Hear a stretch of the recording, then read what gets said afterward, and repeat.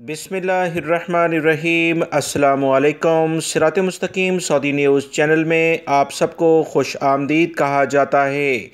Saudi अरब में वजारत सेहत के एक अहम इदारा जो कि वजारत सेहत के ज़ेर निगरानी काम करता है, वकाया के नाम से सऊदी अरब से सफ़र करने वाले मुख्तलिफ़ अफराद को मुख्तलिफ़ ममालिक की कैटेगरीज़ के लिहाज से तकसीम करते हुए ख़बरदार कर दिया है कि इन ममालिक का सफ़र करने से पहले अच्छे तरीके से सोच समझ लें।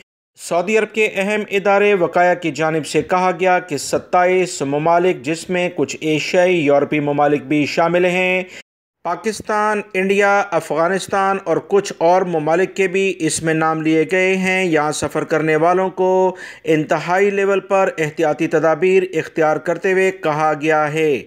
इन ममालिक में ओमिक्रॉन के फैलने का काफ़ी ज़्यादा ख़तरा है। पाकिस्तान और इंडिया के मुख्तलिफ़ शहरों से ओमिक्रॉन के केसेस में इजाफ़ा देखने में आया। इंडिया के बारे में ताज़ा तरीन जो इतलात आई कि 213 केसेस रिकॉर्ड पर आ चुके हैं।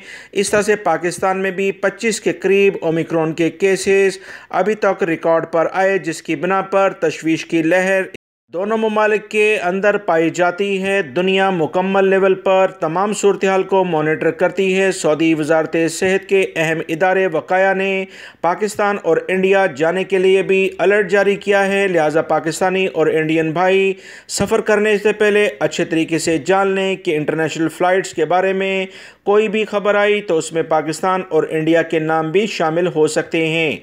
मज़ीद अपडेट जैसी इस बारे में आएगी दोस्तों, आप तमाम भाइयों से शेयर की जाएगी। वीडियो लाइक करके शेयर भी कीजिएगा। अस्सलामु अलैकुम।